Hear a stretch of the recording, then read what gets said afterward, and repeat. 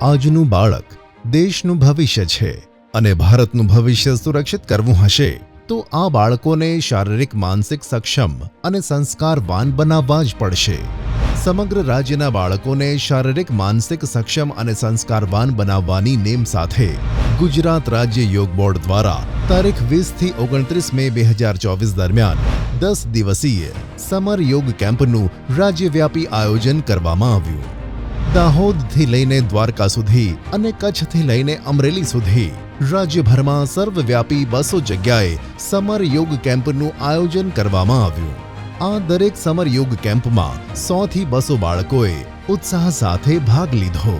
બાળકો છે એ નટખટ છે, નાદાન છે અને સંવેદનશીલ છે, તેથી તેના માનસિક સ્વરૂપને ધ્યાનમાં રાખીને ગુજરાત રાજ્ય યોગ બોર્ડના નિષ્ણાતો દ્વારા અલાયદો અભ્યાસક્રમ આ સમર યોગ કેમ્પમાં ડિઝાઇન કરવામાં આવ્યો હતો।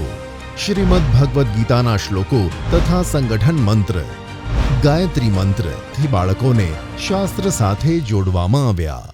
શારીરિક સ્વાસ્થ્ય વૃદ્ધિ માટે બાળકોને સ્થૂળ સૂક્ષ્મ વ્યાયામ, એન્જિન દોડ, સૂર્ય નમસ્કાર તથા વિવિધ આસનો શીખવવામાં આવ્યા।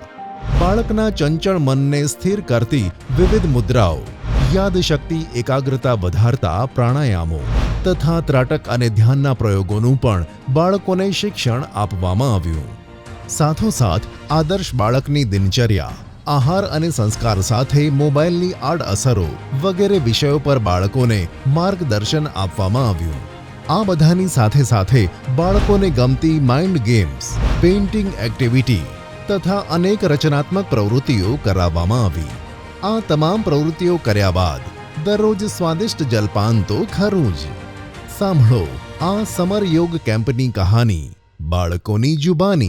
Doing yoga in the summer camp since 5 days and I love to do yoga. यहाँ पे मुझे योगा के बेनिफिट्स पता चले हैं। यहाँ से हमें ये भी सिखाया जाता है कि हमें जो हमसे एल्डर्स हो उनको प्रणाम करना चाहिए।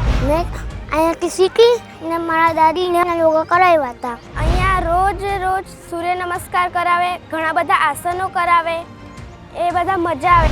શપથ લઉં છું કે હું હવે દરરોજ યોગા કરીશ। આભાર। યોગા કરકે તંદુરસ્ત બને।